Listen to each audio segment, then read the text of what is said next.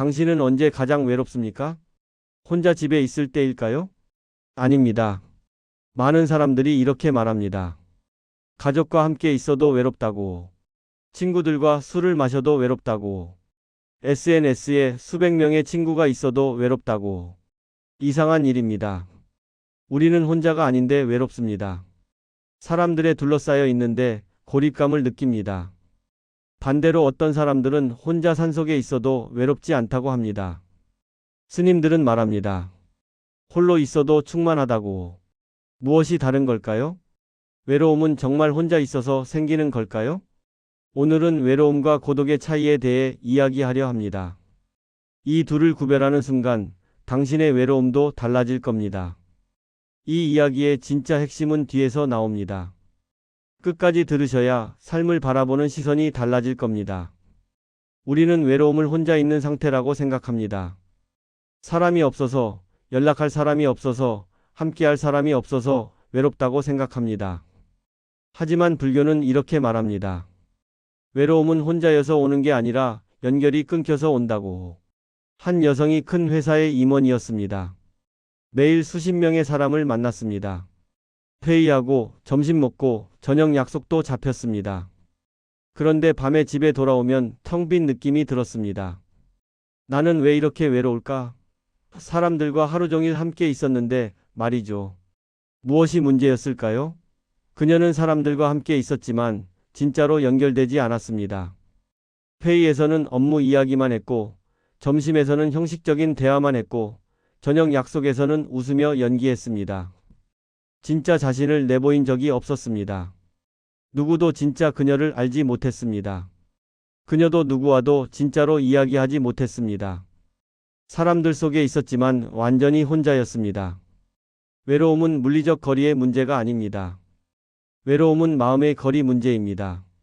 당신은 얼마나 많은 사람과 진짜로 연결되어 있습니까? 한 노인이 요양원에 살고 있었습니다.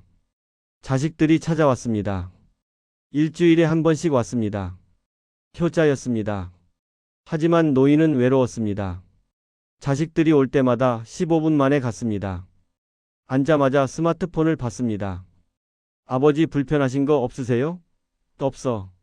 그럼 다음 주에 올게요. 자식들은 의무를 다했다고 생각했습니다. 하지만 노인은 더 외로웠습니다. 함께 있었지만 연결되지 않았기 때문입니다. 노인이 정말 원했던 건 시간이 아니었습니다. 관심이었습니다. 자기 이야기를 들어줄 누군가였습니다. 외로움은 곁에 사람이 없어서가 아니라 내 마음을 나눌 사람이 없어서 옵니다. 불교는 연기를 말합니다. 모든 것은 관계 속에 존재한다는 가르침입니다. 우리는 관계를 통해 존재합니다. 나무는 흙과 물과 햇빛과의 관계 속에 있습니다. 사람도 마찬가지입니다. 우리는 다른 사람, 자연, 세상과의 관계 속에 있습니다. 이 연결이 끊어질 때 우리는 외롭습니다. 한 남자가 직장을 잃었습니다. 퇴직했습니다. 처음엔 자유로웠습니다. 이제 하고 싶은 거 하며 살아야지. 하지만 시간이 지나면서 외로워졌습니다.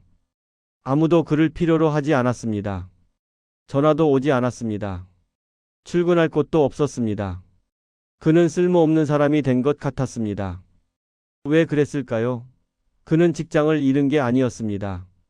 연결을 잃은 겁니다. 동료와의 연결, 일과의 연결, 사회와의 연결. 그 연결 속에서 그는 자신의 존재를 확인했습니다. 연결이 끊어지니 존재감도 사라졌습니다. 외로움은 나는 여기 없는 사람이라는 느낌입니다. 세상과 단절됐다는 느낌입니다. 당신은 무엇과 연결되어 있습니까? 그렇다면 고독은 무엇일까요? 고독과 외로움은 다릅니다. 외로움은 고통이지만 고독은 충만함입니다. 한 화가가 산속 작은 오두막에 살았습니다. 혼자 살았습니다. 이웃도 멀었습니다. 한 달에 한두 번 마을에 내려갔습니다. 사람들이 물었습니다. 외롭지 않으세요? 화가가 웃으며 답했습니다. 외롭지 않습니다. 매일 나무와 대화하고 새소리를 듣고 그림을 그립니다. 충만합니다. 그는 혼자였지만 외롭지 않았습니다. 왜 그랬을까요? 그는 연결되어 있었기 때문입니다. 자연과 자기 작업과 자기 내면과 연결되어 있었습니다. 고독은 혼자 있는 상태가 아닙니다. 고독은 자기 자신과 연결된 상태입니다. 외로움은 밖을 향합니다. 누군가 나를 채워줘야 해라고 생각합니다. 하지만 고독은 안을 향합니다. 나는 이미 충분해라고 느낍니다.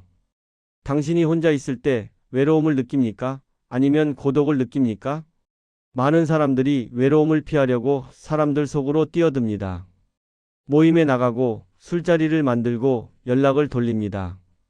하지만 이상하게도 사람들과 함께 있을수록 더 외로워지기도 합니다. 한 청년이 친구들과 클럽에 갔습니다. 시끄러운 음악, 춤추는 사람들, 웃음소리, 활기찼습니다. 하지만 청년은 한 구석에 서서 술을 마셨습니다. 친구들은 즐거워 보였습니다. 하지만 그는 더 외로웠습니다. 나만 여기 없는 것 같아. 집에 돌아와 침대에 누웠습니다. 천장을 보며 생각했습니다. 나는 왜 이렇게 외로울까? 사람들이 문제가 아니었습니다. 연결이 문제였습니다. 그는 친구들과 함께 있었지만 진짜로 소통하지 못했습니다. 외로움을 사람으로 채우려고 하면 실패합니다. 왜냐하면 외로움은 사람의 부재가 아니라 연결의 부재이기 때문입니다. 아무리 많은 사람을 만나도 연결되지 않으면 외롭습니다. 당신은 외로움을 피하려고 사람들 속으로 도망치고 있습니까? 아니면 진짜 연결을 만들고 있습니까? 외로움의 가장 깊은 뿌리는 나는 혼자다라는 믿음입니다. 아무도 나를 이해하지 못해. 나는 세상에 혼자야. 아무도 나를 사랑하지 않아.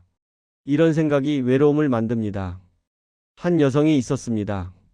그녀는 늘 외로웠습니다. 남편이 있었고 자식도 있었습니다. 하지만 외로웠습니다. 아무도 나를 몰라. 남편에게 말했습니다. 당신은 나를 이해하지 못해. 남편이 답했습니다. 무슨 말을 하는 거야? 나는 당신 옆에 있잖아. 그녀는 답답했습니다.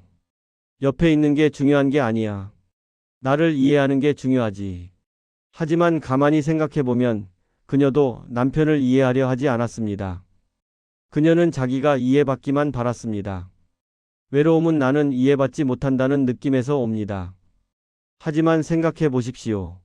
완벽하게 이해받는다는 게 가능할까요? 당신도 당신 자신을 완벽하게 이해하지 못합니다. 그런데 다른 사람이 당신을 완벽하게 이해할 수 있을까요? 불가능합니다. 우리는 모두 불완전합니다. 서로를 완벽하게 이해할 수 없습니다.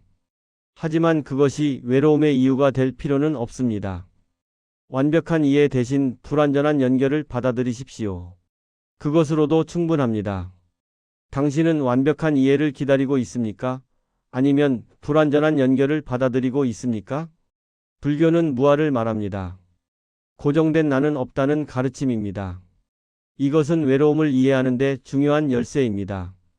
우리가 외로운 이유는 나라는 것을 너무 단단하게 만들기 때문입니다. 나는 이런 사람이야. 나는 저런 사람이야. 이렇게 나를 정의합니다.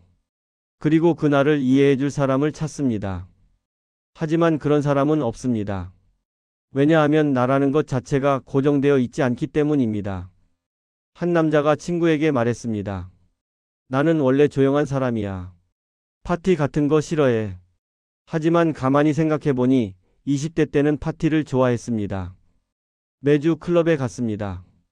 그렇다면 그는 어떤 사람일까요? 조용한 사람? 시끄러운 사람?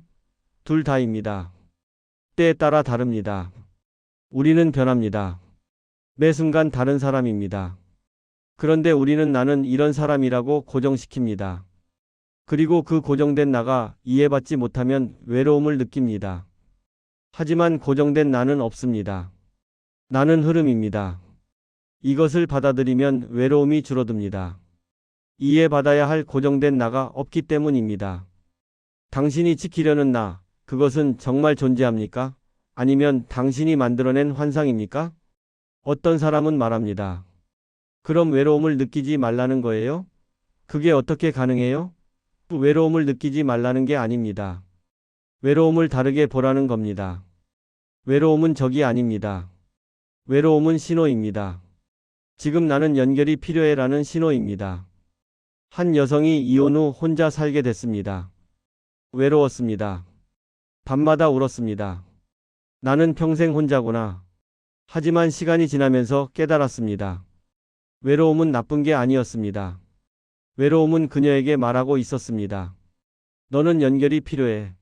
세상과 다시 이어져야 해. 그녀는 봉사활동을 시작했습니다. 주말마다 요양원에 갔습니다. 노인들과 이야기했습니다. 그들도 외로웠습니다. 서로의 외로움을 나눴습니다. 신기하게도 외로움이 줄어들었습니다. 외로움을 피하지 마십시오. 외로움을 들으십시오. 외로움이 당신에게 무엇을 말하고 있습니까? 무엇과 연결되고 싶은 겁니까? 누구와 이야기하고 싶은 겁니까?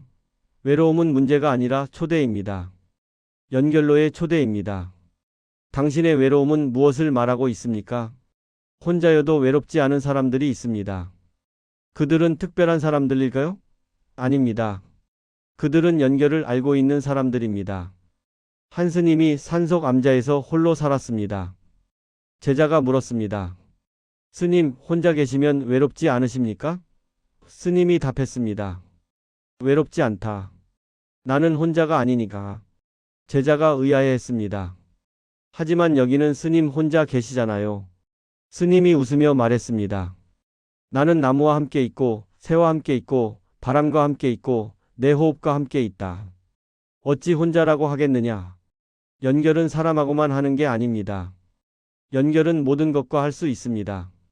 자연과 연결될 수 있습니다. 나무를 보며 그 나무의 삶을 느낄 수 있습니다. 별을 보며 우주와 연결될 수 있습니다. 책을 읽으며 저자와 연결될 수 있습니다.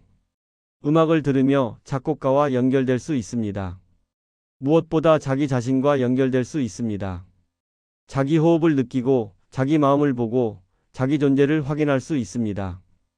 혼자여도 외롭지 않은 이유는 여전히 연결되어 있기 때문입니다. 당신은 무엇과 연결될 수 있습니까? 외로움과 고독의 차이는 간단합니다. 외로움은 밖에서 채움을 구합니다. 고독은 안에서 충만함을 발견합니다. 외로움은 누군가 나를 채워줘야 해라고 말합니다.